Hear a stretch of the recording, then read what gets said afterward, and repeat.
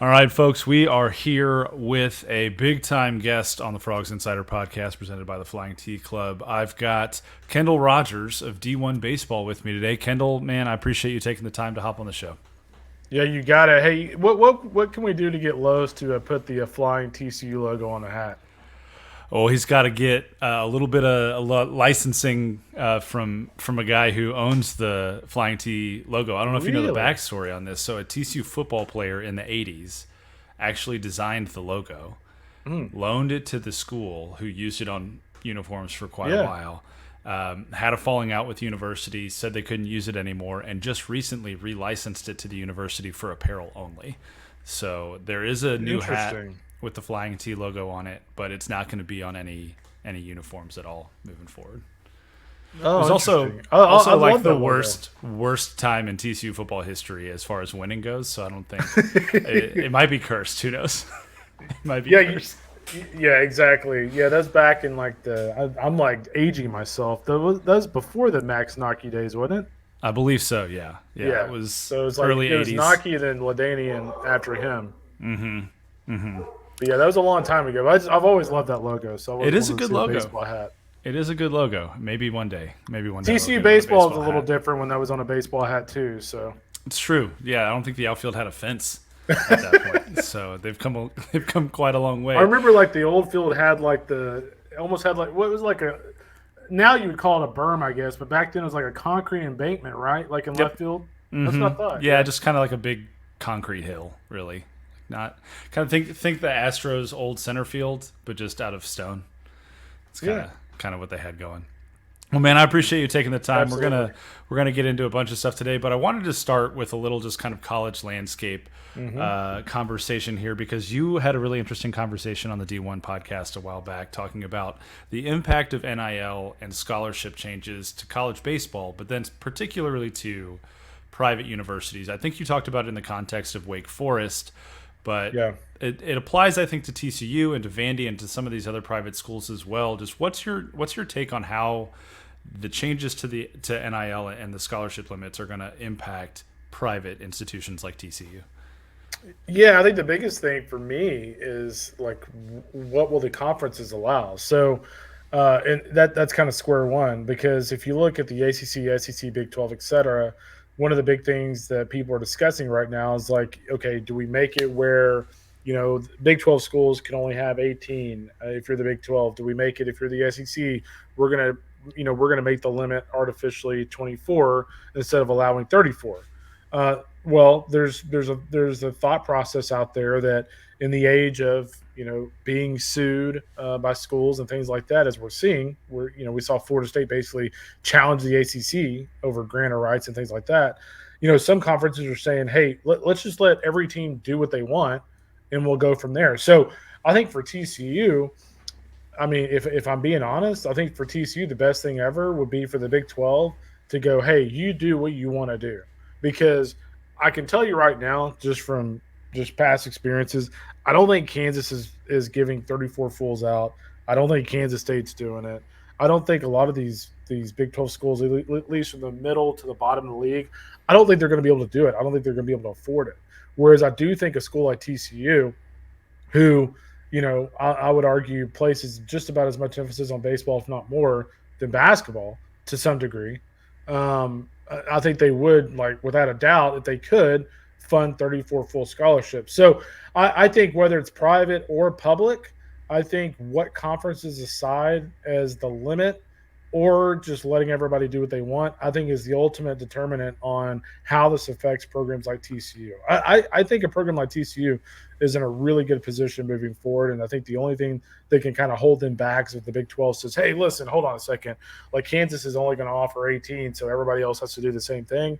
That could change the game a little bit because if the SEC says you can do what you want, and let's just say Oklahoma, Texas A&M are all at 34 fools, meanwhile TCU stuck at 18 because of the Big 12 mandate, changes the game a little bit, changes the math a little bit. So I think that'll pretty much determine what happens moving forward. I kind of wish the conferences would just let teams do what they want to do, because I think the programs, let's face it, at the end of the day, the programs that matter, I think will maximize it more often than not.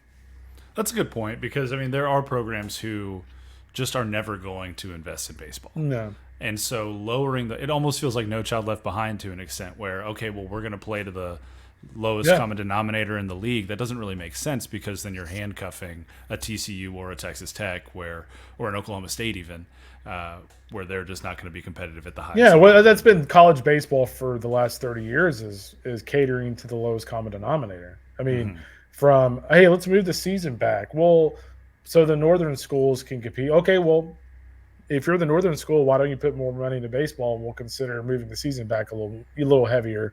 Like college baseball is known for catering to the little guys more so than the schools that matter. Whereas, sports like basketball and football, I feel like do the opposite. Like they basically make the rules for the big programs, and everybody else just has to follow suit. Yeah, absolutely. Well, it'll be interesting because Jeremiah Donati, TCU's athletic director, did come out recently and say that TCU isn't going to add any scholarships to sports. They are going to reallocate scholarships to sports because he wants to maximize revenue sharing. And you think about the cost to a school going from 11.7 to 34, even for an institution like TCU. I mean, you're talking $75,000 per scholarship per year, and Yeah. it's a big cost to the university. So what sport? I mean, what sport on campus does the people on TCU feel like would suffer the brunt if they reallocate? Probably all the non-rev. So there are 6 Yeah. sports that are on TV, and the indication that I've gotten from the athletics department is that those are the 6 sports that are going to see priority when it comes to scholarship allotment and rev sharing. Makes sense. So if you're a part of the TV contract, if you're part of bringing in that revenue, you're going to see your fair share of that revenue. So baseball's not necessarily going to be down anything or suffering too much because of that. Yeah. But I'm curious to see ultimately, if you're dropping 20 extra on football, if you've got to add 2 more to men's basketball, you've got a cap at 34 for baseball. What actually happens to some of these other sports at TCU as well? Yeah, and here's the other thing too. Here's kind of a two-pronged answer to this discussion is, one of the things right now that you cannot do with these rules in the settlement is, TCU, for instance, Kirk Saarloos can't go out and get, a big donor to give, $1 million a year to basically fund more scholarships. Right now, it has to be part, as you mentioned, the revenue sharing model, where there is a thought process out here that if you're going to tell us this all has to be part of a revenue share model, like we should be able to go out and actually fundraise for these scholarships. Like, if you're TCU and Nolan Ryan or Reed Ryan says, hey, I'll give you $1 million over 2 years to fund 6-7 scholarships. Yeah, why not? Like, why shouldn't they be able to? It takes less of a burden off the school. So I would keep an eye on that moving forward. I think that's something that could change. I think the goalpost could shift on that a little bit. The other thing is we should find out by tomorrow, I want to say, whether or not the NCAA and the plaintiffs, if they want to settle or go to trial. Right now, I've heard it's 50-50. The bad news is if they go to trial, it sounds like they probably won't even set a date for the trial until the middle to end of next year. If they go to trial, it wouldn't start till the middle of 26. And by the way, remember, even if they come to the decision in 26, there's a thing called the appeals process. So that the biggest news of all of this, honestly, is the news that's coming either tomorrow or Friday is, do they settle? Because if they do not settle, we are staying at 40-man rosters. We're staying at 11.7 for probably 3 to 4 more years. Yeah, that's just going to put more and more schools further and further behind the 8 ball when it comes to fundraising for NIL. I don't think many schools can swim in this model for much longer. Yeah, the other thing is the problem with the NCAA is going to have is, one of the things the judge pointed out was, hey, like you're putting guardrails on NIL, like that goes against kind of what this is all about. Like how are you going to say, how are you going to say that a kid can get more than X amount? Because at the end of the day, the market is what the market's willing to pay. And if you're the top recruit in football and you're DeCorian Moore and you want to go to TCU and they're willing to pay you $4 million, well, the market is what they were willing to pay you. So how can you say, well, that's not legitimate Well, somebody thinks it's legitimate, so that's all that matters. So I just don't think the NCAA has a leg to stand on at all on any of these issues at this point. Yeah, it's going to get worse before it gets better for the Yeah. NCAA, and Well, because you of saw that, though, today. Yeah. and because of that, it's going to punish the schools, right? I mean, we're already seeing like, Hmm. hey, if they got to the point where the settlement is accepted later this week, Yeah. you're already down $2 million in your budget for every school that's participating in the basketball tournament. So if you go to trial and then 4 years from now, oh hey, actually that number is going to be 5 million per school. I just don't see how this is sustainable in its current model. It's And if it takes not, and 4 years to figure out, I think a lot of one hundred schools are going to be really percent, hurt. Jamie. And I think the other thing too is like I don't think we're even done with other lawsuits. I mean, you saw Oh no, Reggie yeah. Bush come out saying he's going to sue. What was it Denard Robinson and a group of Michigan players? Sued a couple weeks ago. The Texas rowing team has a lawsuit out there. So I mean, we're not even close to done with these No, lawsuits, and we're so not. it's It's going to gonna. get nasty. It is. It really is. Well, I appreciate your insight on that. Let's Sure. shift to TCU baseball specifically. Hmm. 2024 is a year that the Horned Frogs just want to flush. They want to get rid of it out of their memory. Third time in the last 20 years they didn't make the postseason.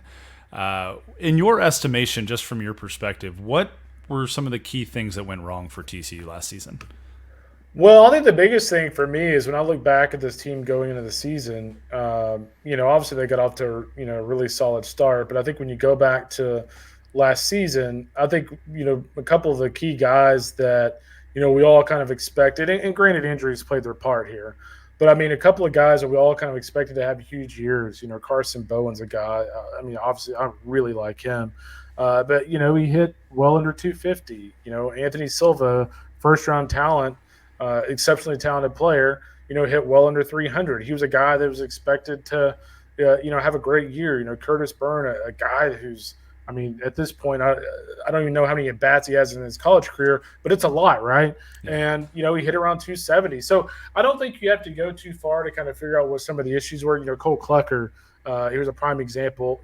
I wouldn't say he had a quote unquote horrible year, but again, you go from a guy who was a Friday night starter for a super regional team, and teams hit what 306 against him last year. So it was just it was a compound set of issues that kind of caused them to have a less than stellar year. With that said, they still won 33 games, and you can make an argument they should have been in the postseason. So, there were bright spots. Peyton Tolley having the year that he did. I mean, there's probably honestly nobody in college baseball respect more after last year than what he had to go through and the success he had despite what he went through. Going into the season. I know Lois was really excited about it. Sam Myers is kind of a consummate spark plug. He had a really nice year for them. So there, I know they don't have Tolley, but there are some things they can build on. They get some of these guys back, and it was just a little bit of an up and down year, and it happens, especially when you're battling somebody with a 80 on the committee for the final Big 12 postseason spot. Yeah, that's a tough one to swallow when you see the NC State guy out there shilling for his team and a couple of What was it? But, It was like what 4 committee members had bubble teams and they all got in. Yep, it was NC State. It was Coastal. A lot of East Coast happening out there. Yeah, Kansas State, Casey Scott. Yeah, true. Yeah, that's the biggest one. That's the toughest pill for TCU fans to swallow, I think. But despite last year, the disappointment that it was, like you said, you get a lot of guys back. Silva and Bowen come back for their junior years. Silva was a little bit of a draft risk as a draft-eligible sophomore. He ends up back on campus. Chase Brunson, who had a really good start to his freshman year before getting dinged up, he's coming back. Plus, you bring in, I think TCU came away pretty unscathed when it comes to the MLB draft this year. They lose Blake Larson, but they bring in Noah Franco, Sawyer Snow-Snyder, Mason Brassfield, a couple of these really talented freshmen, not to mention Tommy Lepore, Jack Bell, Isaac Cadena out of the transfer portal as well. It feels like Los is starting to really build a roster here that feels like TCU can bounce back pretty quickly. No, I agree. I would be floored if those guys that we mentioned that didn't have great offensive years, if that continues next year. I agree with you on Brunson. I think assuming he stays healthy, he's going to take a step forward. Sam Myers obviously back. That's going to be really exciting. So the pieces are there offensively. Then you mentioned Lepore. He was a guy that had a really good summer. Was up to, I think he's up to 94, 95. really good slider, 80-82, over the summer and the spring, was generating a whiff rate over 40%. So, he gives them a really nice weapon. And, some of these other guys, like you mentioned as well, I saw a video the other day of Noah Franco. I think it might have even been from one of their first fall workouts. He was kind of putting on a show. So I think this program's in really good shape moving forward. There's nothing out there after this past season that makes me go, oh, there's cracks in the foundation. Anything but that. Yeah, and so you think about that. You think about the coaching shuffle as well with TJ Yeah, how Bruce about that? taking the head coaching job over at Long Beach. I think it'll be great for him go back to his alma mater out in California again. And then a familiar face comes to town with Bill Mosiello. What was your reaction to hearing that Mosiello was coming back to TCU? Yeah, I mean, Mo's and TCU just seem synonymous, and I'll say this: I think the TJ Bruce move is honestly probably great for both parties. I know TJ's always wanted a head coaching job. TJ's really wanted the head coaching job at his alma mater, and then on the flip side, I mean, I think we would all be lying if we didn't say that TCU fans were a little frustrated at some of the offensive numbers, some of the offensive philosophy last year. So it's one of the classic great cases to where he got the head coaching job he wants, and TCU not only went and got a new hitting coach, they went and got one of the best in the business and a guy that obviously, like his rap sheet at TCU is incredible. So, to go to a Big Ten school and get a sitting head coach at Ohio State University to come back as your top assistant and hitting coach. And I know there's a family element here too. Wanted to be closer to his family. If I'm not mistaken, I don't think they ever actually moved from Aledo to Columbus. So there is a family element there, but still, to get him to come back, I think it's a great move for the program, and obviously one of the premier hitting minds in college baseball. And then here's the other thing: this is a guy that has shown a lot of commitment to TCU. I mean, when Jim Schlossnickle left TCU, he could have very easily gone to A&M. He chose to stay at TCU, and now he's back home. So I think it's pretty exciting for a program that, frankly, I think as you look back to last year, really wants a kind of a shift in identity from an offensive standpoint. So when you think about TCU in 2025, looking at the Big 12 without Texas, without Oklahoma, bringing in Arizona, bringing in Arizona State, what's your assessment of where TCU maybe stacks up in the conference this season? I would think it'd be pretty good. I mean, I'd have to look at the other teams, but Texas Tech honestly is a program I'm a little concerned about. I feel like if you look at the last couple of seasons, I feel like their talent level, particularly on the mound, has just kind of gotten a little bit less. I'm a little worried about them in the new look Big 12. I do like the additions of Arizona State a lot. I feel like Arizona State's really kind of hit California and the West Coast states a lot. Now they can go into California. They can stay in Arizona, recruit. They can now have a pretty significant presence in the state of Texas. So actually, I love those two additions for the Big 12. I think it adds a lot, not only in tradition, but in terms of what they can do in the future. You add, UCF to the fold, program that I think has a ton of potential. Obviously, they were in there last year, but they have a ton of potential. Then Cincinnati's like another unknown, right? Like Jordan Bischel, who's like apparently is like a magician because like everywhere he goes, they stink, and all of a sudden the next year they're awesome. Cincinnati almost made the NCAA tournament last year, so the Big 12 as a whole, I think, is in a really good spot with that OU in Texas, which is kind of interesting. You think, oh, we lose OU in Texas, this league's in trouble.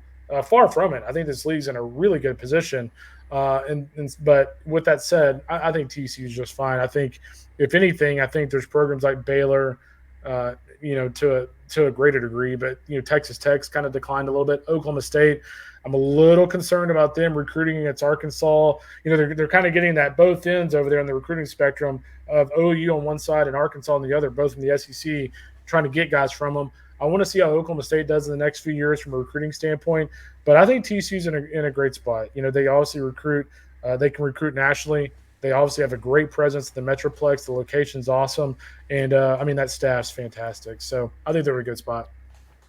Yeah, I agree with you. I do think the Big 12 is in a good spot. I think TCU's in a good spot. But what's it going to take for a conference to break in to this SEC, ACC arms race? Because the last look at Omaha this past summer, 4 SEC teams, 4 ACC teams. It doesn't seem like there are any big shifting winds. What's it going to take for a conference like the Big 12 and for schools like TCU to make sure that they can keep up?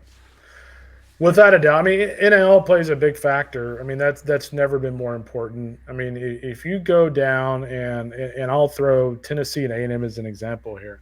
If you're a TCU alum or you're a TCU booster and you're looking at ways you can help the baseball program, I can tell you right now, A&M and Tennessee, I would be willing to bet this coming year that their NIL numbers for their whole baseball team is probably like in the $3 to $4 million range. Hmm. I mean, you think of some of the figures of some of the A&M guys that came back to here, Jay Slavalette, Ryan Prager turned down 1.3 million to go back to A&M. So, Yep. I mean, it gives you an idea of what they're giving guys to stay put. So, you always say you go into these situations knowing what your I say enemies, but like knowing what your opponents are doing, and programs that they're recruiting against in the national landscape. Texas A&M, Tennessee, these programs, let's be honest, for the next few years are going to have NIL budgets for baseball of $2 to $3 million, and so that's the first thing. I think the second thing for me in terms of the Big 12 as a whole, uh, I know this sounds a little odd, but like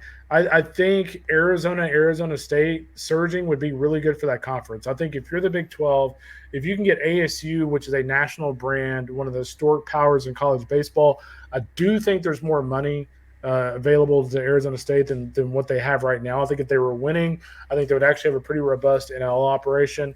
And then Arizona, they were good last year. I mean, they hosted a regional. I think was West Virginia won their regional last year. Mm-hmm. I mean, they've been good. They haven't been great. So I think those two programs taking a step up and kind of filling that void that like a Texas or OU had would be really important for this league in terms of just, getting to the postseason and making a move. The fact of the matter is you've got to put yourself in a position as a league and as a program to host as a top 16 because the data would show that for the most part, teams that host are advancing, 60 to 70% of the time. So the key is just hosting. How do you do that? Fund the program NIL wise, get the players you need, win your non-conference games. And then in a conference like the Big 12, I think it's in a really good RPI state. As long as you have a good year, you're going to be in the discussion to be a top 16, and that puts you in a pretty good position to advance. Well, that's about as thorough an analysis as I could have hoped for. So I really do appreciate a lot you. of moving parts there. Yeah, a lot of moving parts for sure. All right, last question. This is one I didn't prep you for, but what's one storyline that people should be paying attention to? Doesn't necessarily have to be related to TCU, just a college baseball storyline that you're really interested in this fall. Well, you know what? I will stay in the Lone Star State. I think the years that Texas A&M and Texas have, obviously TCU fans know all about this drama, but with Schloss moving to Texas, A&M is in a really unique spot. I mean, if you think about Michael Early, a guy who literally has he's been a full-time coach for 2 years, a full-time assistant coach. It'd be like somebody inheriting like 15 Lamborghinis or something and going, okay, now we just need you to drive down the street. You know what I mean? Mm-hmm. And for him to have that situation, they'll probably be a top 1 or 2 team in the country in preseason. The year that they have will be fascinating. I mean, that's a lot of pressure for a first-year coach. And I think on the flip side, if you're Jim, if you leave A&M for Texas and you go to Texas, like you better have a really good year because as we know, whether it's football, basketball, baseball, there is no such thing as a honeymoon in Austin. Mm-hmm. And, how they navigate year one in the SEC, they play Florida, they play A&M. I think they play Tennessee. I know they play LSU, but they play Tennessee or LSU. So the year that he has, I will say this about Texas. They remind me a lot of his first team they had at A&M. They were really offensive, which I think Texas will be with Ballou and Flores back. But, pitching-wise, they have a lot of improvements, which is kind of what A&M had 2022. So don't be surprised if they get to Omaha. But just the storylines between those two programs, can A&M live up to expectations with a new coach and with that kind of roster? And, can Jim make a move at Texas in year one in the toughest league in college baseball? That will be fascinating to me. Texas goes on the road to Arkansas this year, on the road to Kentucky, on the road to Missouri and Mississippi State, LSU, Georgia, Auburn, A&M, and Florida all at home, not to mention on the road at Oklahoma as well. That is a gauntlet. That is a gauntlet, and I will say this. if you look ahead to next year, I think Tennessee and A&M might play in Knoxville. But I mean, you could argue that Texas or A&M at Texas next year is like the most anticipated series in college baseball, at least on paper going into the season. Just for all the That reasons, will really. be a zoo. Looking forward to it, man. Well, TCU fans are back here with like a cigar going, hey, little popcorn. He ain't ours anymore. Yeah, that's your problem now, buddy. Awesome, Kendall. Thank you so much, man, for stopping by the show. Really do appreciate you taking the time. Why don't you go ahead and tell everybody where they can find you? Yeah, man, just d1baseball.com. We'll have a lot of fall coverage. We actually had our first fall scoop piece from some scrimmages today at Kendall Rogers on Twitter. And I was just talking to Jamie about it offline beforehand. But I will be up in Fort Worth for the fall, whatever they call it, the Fall World Series at some point in November. So looking forward to seeing some of you guys over there, and certainly seeing Los, and then Mosiello back in town. So Mose and I go way back. He's like one of the most honest people I know in the industry. Sometimes if he's mad at you, it ain't the best thing in the world. But love me some Mose. He's great, man, and it's been really fun to see the TCU players, especially the guys that didn't have any interaction with him from a recruiting standpoint, get to know him this fall. He is a unique individual in a good way. A very good way, very good way. Awesome. Well, Kendall, thank you so much for the time. We'll talk again soon, man. You got it, Jamie. Be good, boss. Thank you.